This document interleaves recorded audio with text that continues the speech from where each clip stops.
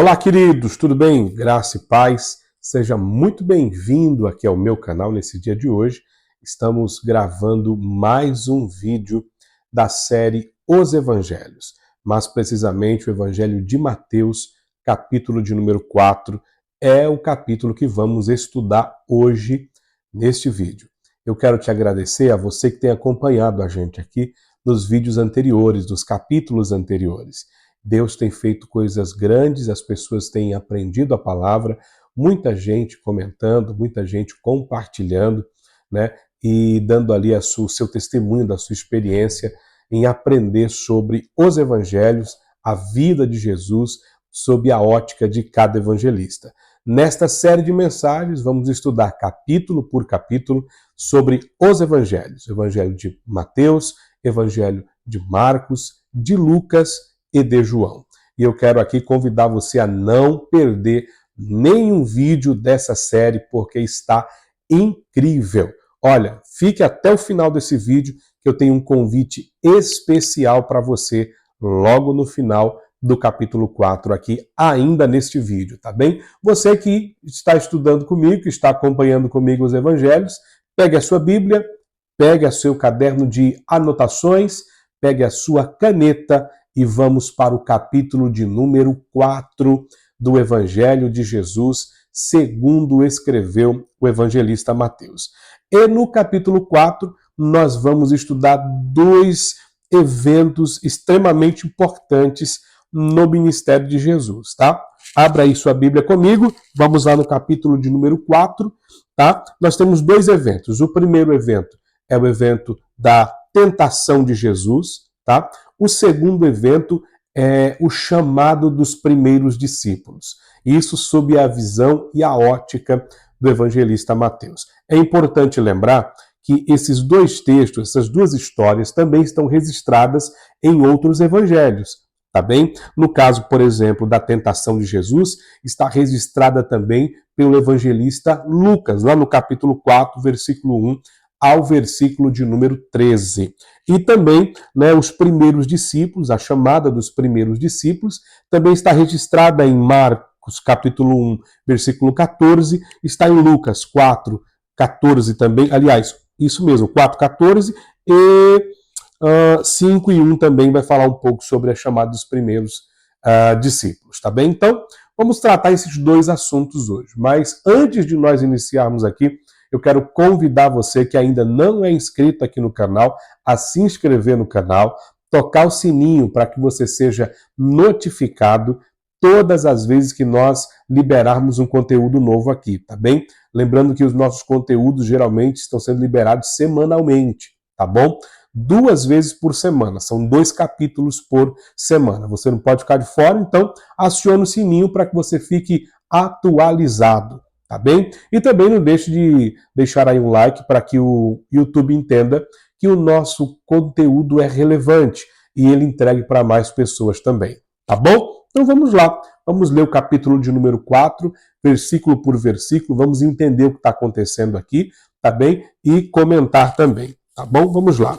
Então, Jesus foi conduzido pelo Espírito ao deserto para ser tentado pelo diabo. Ora, é importante nós entendermos aqui uma coisa.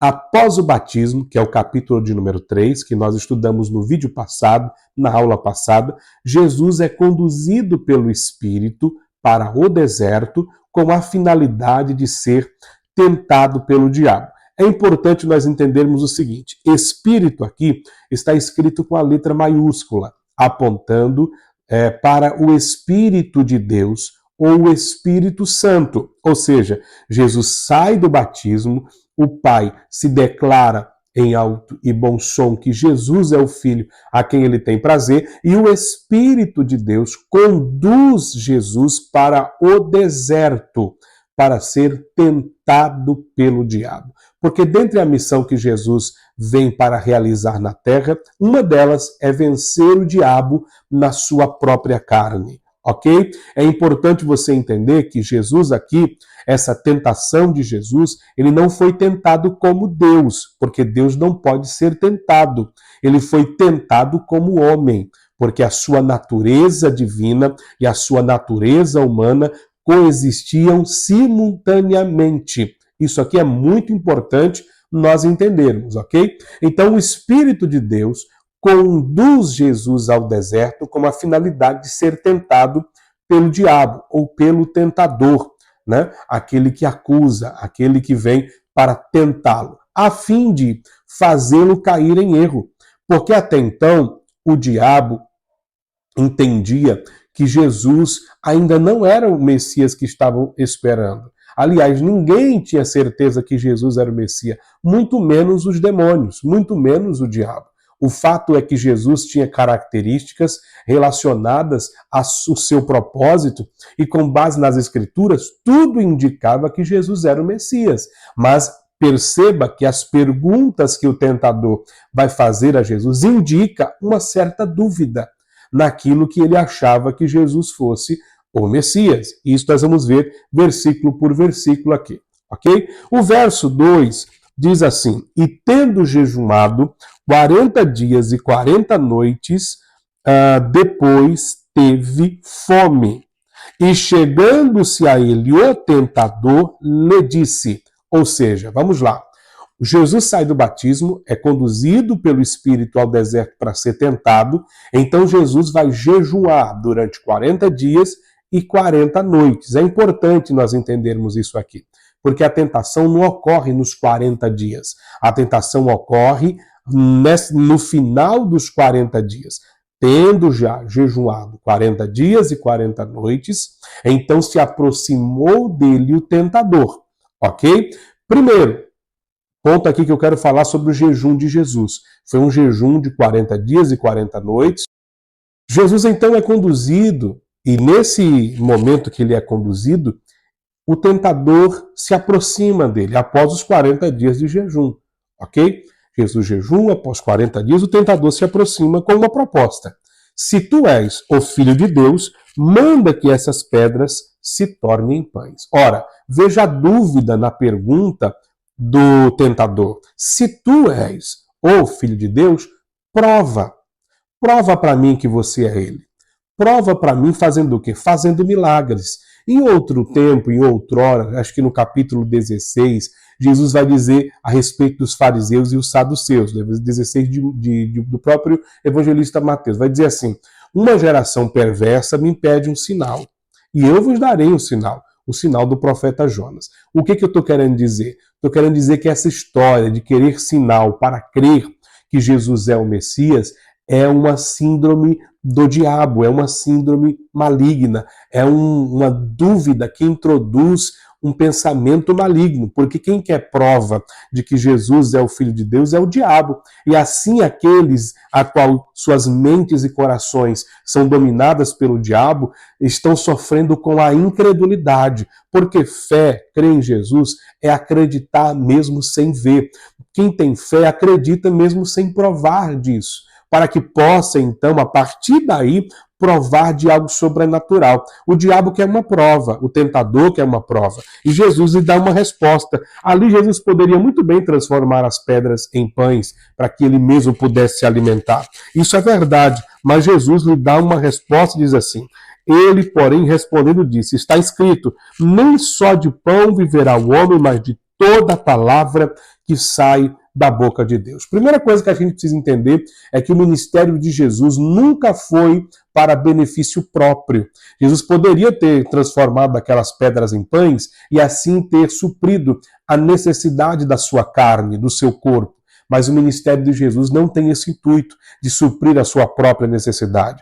O ministério de Jesus tem o intuito de suprir a necessidade do outro. Perceba que todo o ministério de Jesus, ele age para com o outro, de compaixão para com o outro, de milagres para com o outro, de grandes maravilhas para com as pessoas. O seu próprio sacrifício na cruz do Calvário é para salvar a humanidade. Então o ministério de Jesus tem como característica abençoar e ser canal de bênção para outros e não para si próprio. Isso aqui é muito importante, porque nos dias em que nós vivemos, muitas pessoas que não conhecem a Jesus, que não imitam a liderança de Jesus, estão pastoreando, estão liderando, estão pregando em benefício próprio, para que a sua alma, a sua carne seja saciada, seja satisfeita de alguma forma.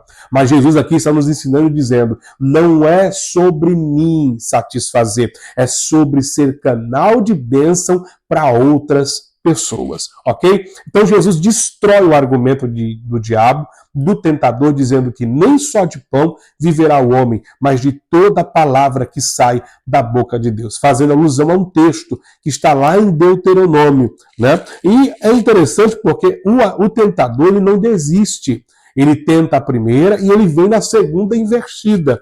E a segunda investida, ele diz assim, verso 5. Então o diabo transportou Jesus para a cidade santa, Jerusalém, e colocou-o sobre o pináculo do templo, e disse-lhe, se tu és o Filho de Deus, lança-te daqui para baixo, porque está escrito, aos seus anjos dará ordem ao seu respeito, e tomar-te-ão nas mãos, para que nunca tropece em pedra alguma.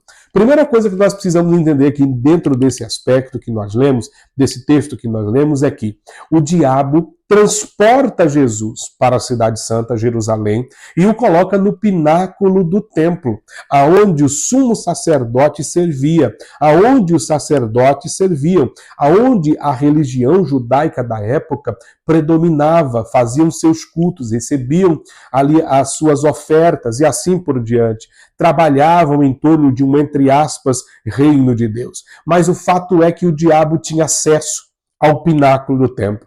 E no pináculo do templo era onde ficava o sumo sacerdote, era onde as decisões eram tomadas, era onde as coisas aconteciam, né? E me faz lembrar, e me faz vir à memória, e o Espírito Santo me constrange, eu preciso dizer isso aqui para você, quantos tempos, quantos lugares o diabo tem acesso, quantas pessoas o diabo está conduzindo, o espírito do diabo, de Satanás, tem agido no meio da religião, tem agido em muitas igrejas, tem agido no coração de muitos líderes, de muitos pregadores, de muitos crentes, de muitas pessoas. E é interessante porque o diabo aqui, o tentador, leva Jesus até o pináculo do templo como se ele fosse o dono daquele lugar. Ora, outra feita, Jesus disse assim, que o mundo jaz no maligno. O que ele está dizendo? O sistema mundano, todo mundo sistêmico está sob a ordem do maligno, inclusive as religiões, porque Jesus não veio tratar de religião, Jesus não veio implantar uma nova religião, Jesus veio implantar o reino de Deus. A religião divide, Jesus ajunta as pessoas, agrega pessoas. A religião mata, como matou o próprio Jesus, mas Jesus veio para que tenhássemos vida e vida em abundância. Então a ideia da religião é justamente essa, acabar, porque ela está sob o domínio de Satanás, ela está sob o domínio maligno. Isso é uma verdade, muita gente aí vai criticar, muita gente vai colocar nos comentários aí me esculachando, mas não tem problema, o fato é que a religião está sob o domínio do diabo. Deus não tem compromisso com a religião, Deus não tem compromisso com o que as pessoas andam dizendo que é de Deus, que é Deus ou que é para Deus, porque a Bíblia diz que Jesus olha para o diabo aqui e disse, vai-te Satanás, porque não tentarás ao Senhor teu Deus. Tudo que o diabo quer que nós acreditamos, que tudo que está em nossa volta, ou aquelas coisas que nós abominamos, que a palavra abomina, princípios que nós não seguimos, muitas vezes vêm de Deus, ligados a uma filosofia, ligados aí a um relativismo da fé, a um relativismo daquilo que é sagrado, mas nós temos por base a palavra, nós temos por base o Evangelho, Jesus Cristo, e Jesus não veio para a religião, muito pelo contrário, ele veio para salvar aqueles que se haviam perdido. E mais uma vez, Jesus lhe dá uma resposta que também está inserida nas Escrituras. Não tentarás o Senhor teu Deus. Mas você acha que ele desistiu? Não. Ele não desiste, ele volta novamente. E quando ele volta agora, o que ele faz? Ele transporta Jesus para um monte muito alto, ok? E mostra a Jesus todos os reinos do mundo e a glória deles. E diz assim para ele, tudo isso te darei se prostrado me adorar. Olha, gente, Jesus disse, eu repito aqui, né, o que eu já disse alguns minutos atrás deste vídeo, que o mundo jaz no maligno.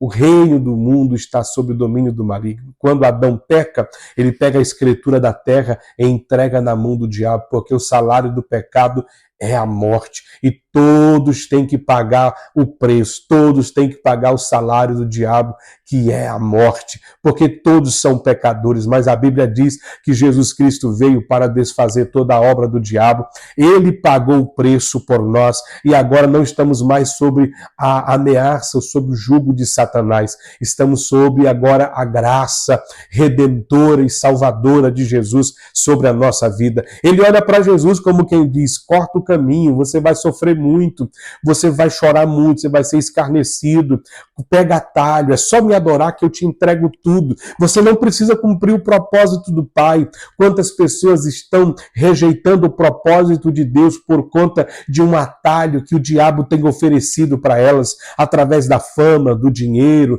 dos aplausos, das coisas do mundo. Mas deixa eu te dizer algo, não pegue esse atalho. Esse atalho é do diabo. Cumpra o propósito, ainda que você chore, ainda que você passe por dificuldades, ainda que você venha sofrer alguma privação, cumpra o propósito na íntegra. O que Deus tem para você é tão poderoso, mas só pode ser realizado após o cumprimento do propósito. Jesus olha para o diabo, ou o tentador, aqui no versículo de número 10 e diz, vai-te, Satanás, porque está escrito, ao Senhor teu Deus adorarás, e só a ele servirás. Oh, glória a Deus. Jesus está dizendo para o diabo, para o tentador, eu não vim para adorar você, eu não vim para cumprir o que você quer, eu não vim para pegar talho, eu vim para cumprir o desígnio de Deus, eu vim para cumprir a ordem e o propósito pela qual me foi estabelecida. Imediatamente o diabo o deixou, e eis que chegaram os anjos e o serviram. Algo importante eu gostaria de comentar com você aqui, ainda sobre a tentação de Jesus. É que Jesus vence o adversário, vence o tentador através da palavra. Jesus usa a palavra para vencer o diabo. E a palavra, já está escrito em Efésios capítulo 11, versículo 17, que a palavra é a espada do Espírito. Nós, no tempo em que vivemos, não conseguiremos vencer o nosso adversário, as tentações, os vícios, as coisas dessa vida, se não for pela palavra de Deus, se não for pelo conhecimento pleno daquilo que está escrito nos evangelhos, daquilo que está escrito como princípio e regra de fé para as nossas vidas. O louvor é muito bom, a estrutura da igreja é muito boa, tudo isso é maravilhoso, tudo isso agrega, mas somente a palavra é que nos fará vencer todas as investidas do nosso adversário. É a arma mais poderosa que nós temos, é a palavra de Deus, é o livro sagrado, é os princípios básicos da nossa fé cristã. E Jesus vence o diabo se utilizando da própria palavra. Os textos que Jesus relaciona quando ele vai se impor contra o adversário, todos eles estão escritos em Deuteronômio, no capítulo 8, verso 3, no capítulo 6, o verso 16, e no capítulo 6 e o verso 13. Depois você pode acompanhar e ler lá em Deuteronômio. Ok, gente? Então agora, depois de falarmos um pouco sobre a tentação de Jesus, e é importante, esse texto da tentação é maravilhoso, porque Jesus é tentado em todas as áreas, como diz o escritor aos Hebreus, né? Ele foi tentado em tudo e não pecou, não foi achado nele pecado.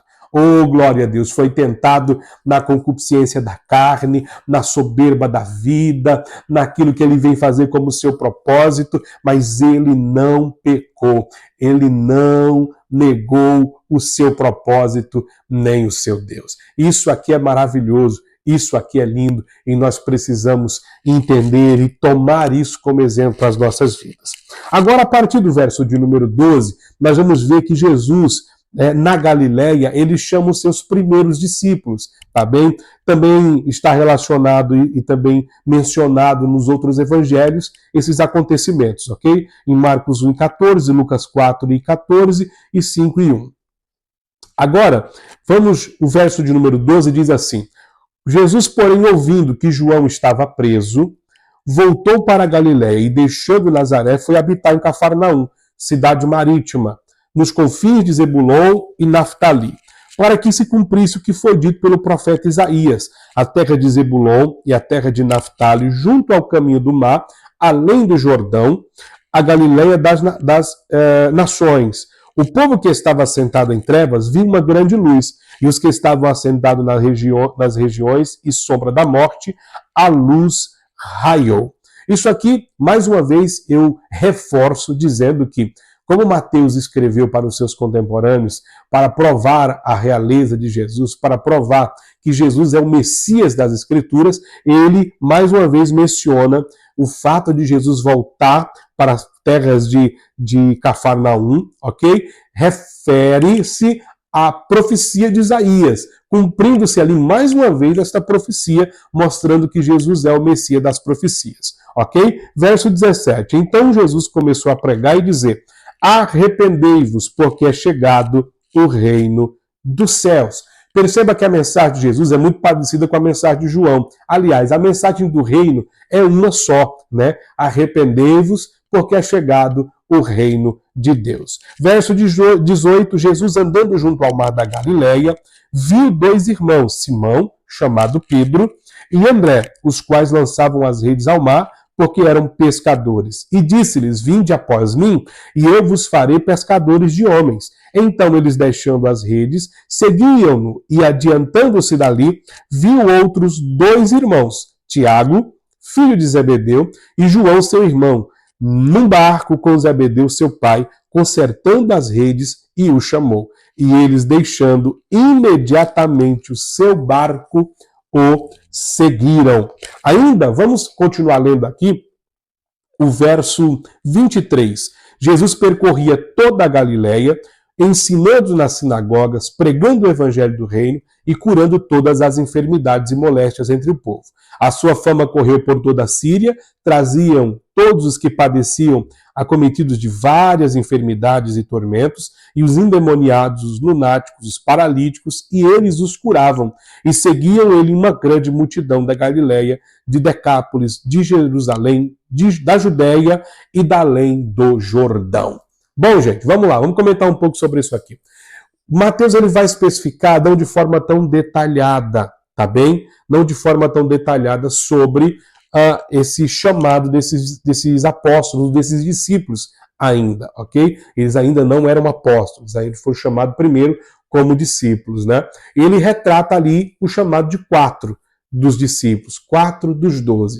Os evangelistas, tanto Marcos quanto Lucas, eles vão tratar isso com mais clareza, com muito mais riqueza de detalhes, ok? Mas o fato é que a preocupação de Mateus aqui é mostrar Jesus como o Messias que as Escrituras, que a Torá, que a lei, que os profetas estavam mencionando. Ok? E é interessante que, uma vez que Jesus começa a reunir discípulos, porque todo mestre precisa ter os seus discípulos, todo rabino precisa ter os seus alunos, né? A fama de Jesus começa a chegar em muitos lugares.